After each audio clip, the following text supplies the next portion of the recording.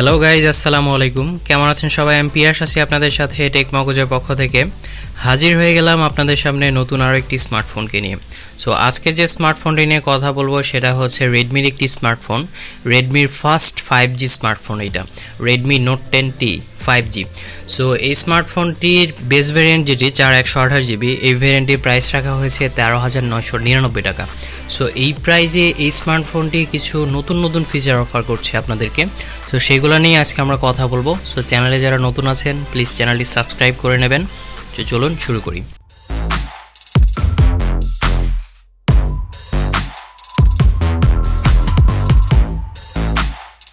প্রথমে আসি ফোনটির আনবক্সিং করার সাথে সাথে আমরা প্রথমে পাচ্ছি আরও একটি বক্সের ভেতরে থাকছে সিম এজেক্টর পিন, কিছু ইউজার ম্যানুয়াল গাইড এবং একটি প্রোটেক্টিভ কেস। সো প্রোটেক্টিভ কেসের কোয়ালিটি ছিল মোটামুটি খুবই ভালো।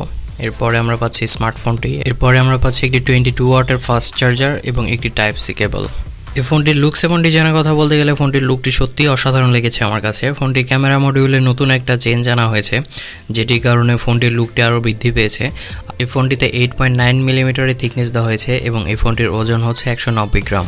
এই ফোনটিতে ম্যাট ফিনিশ ডিজাইন দেওয়া হয়েছে পেছনে ব্যাক পার্টে, আর এই ফোনটির ব্যাক পার্টটি হচ্ছে প্লাস্টিকের এবং ফোনটির বডিতেও দেওয়া হয়েছে প্লাস্টিকের। এই ফোনটির ইনহ্যান্ড ফিলটা ছিল খুবই ভালো, যদিও ফোনটি 8.9 মিলিমিটারের, মানে একটু মোটা টাইপের। তারপরেও হাতে ফিলিংসটা খুব ভালো আসতেছিল, তেমন একটা বাল্কি ফিল হচ্ছিল না। আর এই ফোনটি মোট আপনারা 4টি কালারে মার্কেটে অ্যাভেলেবেল পাবেন, সেটা হচ্ছে ব্লু, গ্রিন, হোয়াইট এবং ব্ল্যাক কালার। ফোনটি বাটন এবং পোর্টসের কথা বলতে গেলে ফোনটিতে নিচে পাচ্ছেন আপনারা একটি স্পিকার গ্রিল, একটি টাইপ সি পোর্ট এবং একটি মাইক্রোফোন। ফোনটির লেফট সাইডে পাচ্ছেন একটি সিম ট্রে, এটি হচ্ছে হাইব্রিড সিম ট্রে, যেটিতে আপনারা 2টি সিম অথবা একটি সিম, একটি মেমোরি কার্ড ব্যবহার করতে পারবেন। তারপরে পাচ্ছেন আপনারা ওপরে একটি আয়ার ব্লাস্টার, একটি সেকেন্ডারি নয়েজ ক্যান্সেলেশন মাইক্রোফোন এবং একটি 3.5 মিলিমিটার হেডফোন জ্যাক। ফোনটির রাইট সাইডে পাচ্ছেন আপনারা একটি volume up and down button এবং একটি পাওয়ার বাটন। এই পাওয়ার বাটনের উপরে ফিঙ্গারপ্রিন্ট স্ক্যানারটি দেওয়া হয়েছে। সো ফিঙ্গারপ্রিন্ট স্ক্যানারের স্পিডটি ছিল, আনলক স্পিডটি ছিল খুবই ফাস্ট এবং ফেস আনলক স্পিডও ছিল খুবই ফাস্ট।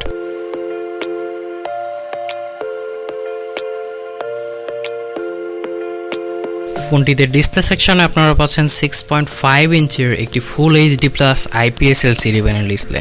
এই ডিসপ্লেটিতে 90 হার্জের রিফ্রেশ রেট ব্যবহার করা হয়েছে এবং এই ডিসপ্লেটিতে ব্রাইটনেস হিসেবে ব্যবহার করা হয়েছে 500 নিটসের ব্রাইটনেস। আর এই ডিসপ্লেটির রেজুলেশন পাচ্ছেন আপনারা 1080x2400 পিক্সেল। এই ডিসপ্লেটিকে প্রোটেক্ট করছে কর্নিং গরিলা গ্লাস 3। ডিসপ্লেটির চেইন এবং ব্যাজেলের পরিমাণ ছিল খুবই কম, একদম স্বাভাবিক বলা যায়। আর ডিসপ্লেটির ওপরে একদম সেন্টারে একটি পাঞ্চল ক্যামেরা ব্যবহার করা হয়েছে, যেটি সাইজও মোটামুটি অ্যাভারেজ বলা যায়। ডিসপ্লেটির কোয়ালিটিও খুব ভালো ছিল, ডিসপ্লেটির ভিউইং অ্যাঙ্গেলও খুব ভালো ছিল। ডিসপ্লেটি দিয়ে আমরা মাল্টিমিডিয়া এক্সপিরিয়েন্স করে দেখেছি, সবগুলোতেই ভালো একটা পারফরমেন্স পেয়েছি এই ডিসপ্লে থেকে। ডিসপ্লেটি থেকে ভালো একটা ন্যাচারাল টাইপের কালারই পাচ্ছিলাম, যদিও IPS LCD প্যানেল ডিসপ্লে, তারপরেও LCD প্যানেল ডিসপ্লে হওয়া সত্ত্বেও যতটা কালার প্রডিউস করছিল ততটা ঠিকই ছিল আমার মনে হয়। এই স্মার্টফোনটিতে কিন্তু আপনারা কোনো ডুয়েল স্পিকার পাচ্ছেন না, স্মার্টফোনটিতে ব্যবহার করা হয়েছে single speaker. So speaker quality ছিল ডিসেন্ট কোয়ালিটির, ভালো লাউড ছিল, ডিসেন্ট কোয়ালিটির বিট প্রডিউস করছিল। স্যাম্পলটি আপনারা শুনে নিন, তাহলে বুঝতে পারবেন।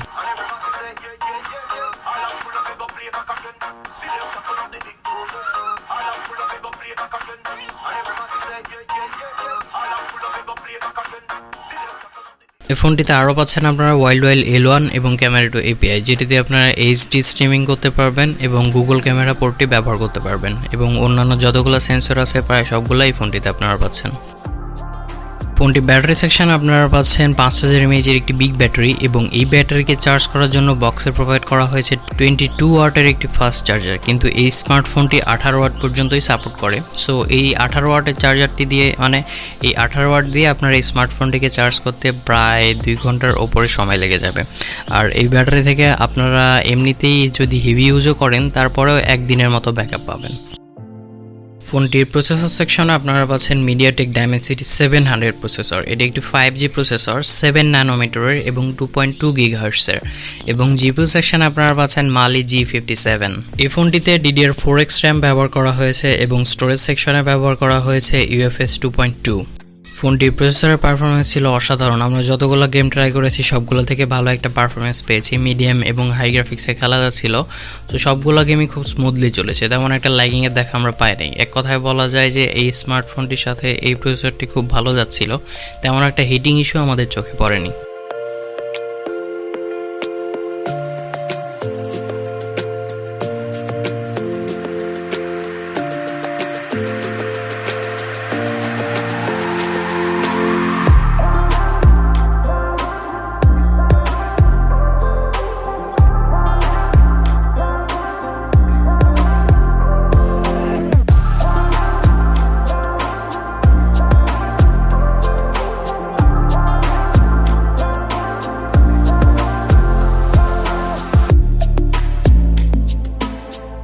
স্মার্টফোনটি আপনারা দুইটি ভেরিয়েন্টে মার্কেটে অ্যাভেলেবেল পাবেন, 4/128GB এবং 6/128GB। 4/128GB প্রাইস রাখা হয়েছে 13,999 টাকা এবং 6/128GB প্রাইস রাখা হয়েছে 15,999 টাকা।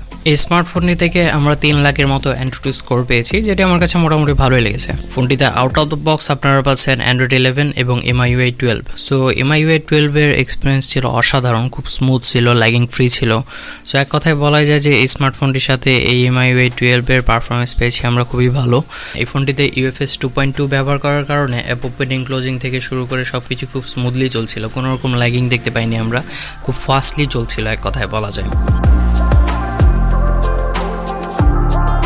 কিছু ইউজলেস অ্যাপস পাবেন আপনারা এই ফোনটিতে, তবে আনইনস্টল করে নিতে পারবেন, তেমন কোনো সমস্যা হবে না।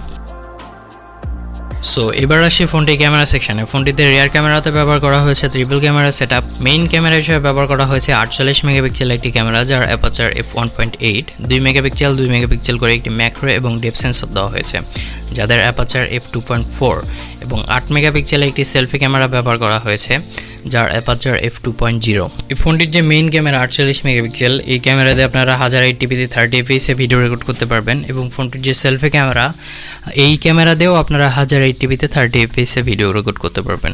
সো ফোনটির ক্যামেরা কোয়ালিটি ছিল ডিসেন্ট কোয়ালিটির, অতটাও ভালো বলবো না, তবে মেইন ক্যামেরা ছবিগুলো খুবই ভালো ছিল। যদি এখানে একটি আলট্রা ওয়াইড ক্যামেরা ব্যবহার করা হতো তাহলে খুব ভালো হতো। আর ফোনটির সেলফি ক্যামেরাও খুবই কম মনে হয়েছে আমার কাছে, এখানে যদি অ্যাটলিস্ট 13 মেগাপিক্সেলের ক্যামেরা ব্যবহার করা হতো তাহলে আমার মনে হয় খুব ভালো হতো। তো ক্যামেরা স্যাম্পলগুলো আপনারা দেখে নিন, ক্যামেরা থেকে আমরা ভালো ডিটেলস পেয়েছি এবং ডাইনামিক রেঞ্জও ভালো পেয়েছি। তো স্যাম্পলগুলো দেখে নিন, দেখলেই বুঝতে পারবেন।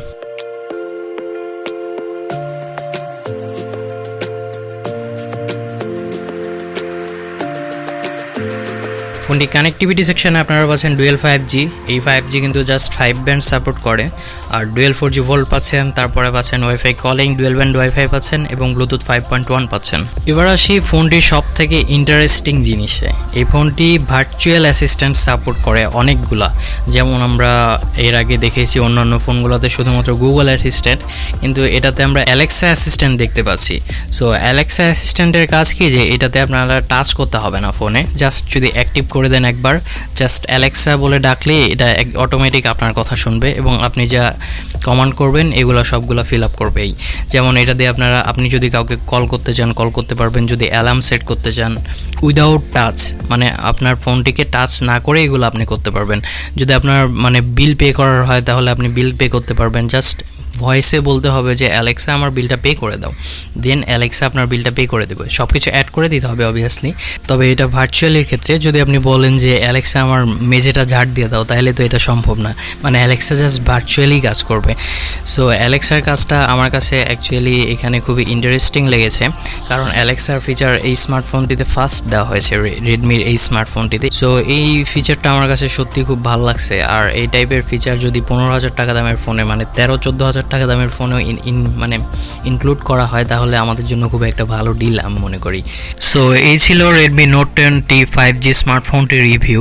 সো এই ফোনটি আমার কাছে মোটামুটি ভালোই লেগেছে, বিকজ এই ফোনটি আপনাদেরকে এটা ভালো ডিসপ্লে সাজেস্ট করছে, প্লাস ব্যাটারি ব্যাকআপ ভালো দিচ্ছে, প্লাস এখানে আপনারা একটা ভালো প্রসেসর পাচ্ছেন। ক্যামেরার ক্ষেত্রে অতটা ভালো ক্যামেরা পাচ্ছেন না, বিকজ এখানে যদি একটা আলট্রা ওয়াইড ক্যামেরা ব্যবহার করা হতো তাহলে আমার মনে হয় খুবই ভালো হতো।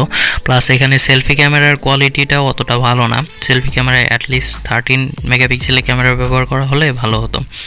সো এই দুইটা দিকে আমার কাছে খারাপ লেগেছে। আর ফোনটি অনেকটা মোটা, 8.9 মিলিমিটারের। সো এই ফোনটা যদি আরেকটু চিকন হতো তাহলে খুবই ভালো হতো। সো এক কথায় বলা যায় যে এই ফোনটি আপনাদের জন্য একটা বেস্ট ডিল হবে, কারণ এখানে আপনারা ভার্চুয়াল নতুন একটা অ্যাসিস্ট্যান্ট পাচ্ছেন। সো এই ছিল এই স্মার্টফোনটির রিভিউটি কেমন লাগলো জানাবেন আমাদেরকে। রিভিউটি যদি ভালো লেগে থাকে তাহলে আমাদের চ্যানেলটিতে প্লিজ সাবস্ক্রাইব করে নেবেন এবং আমাদের ভিডিওতে লাইক করবেন, কমেন্ট করবেন এবং শেয়ার করবেন। ধন্যবাদ সবাইকে।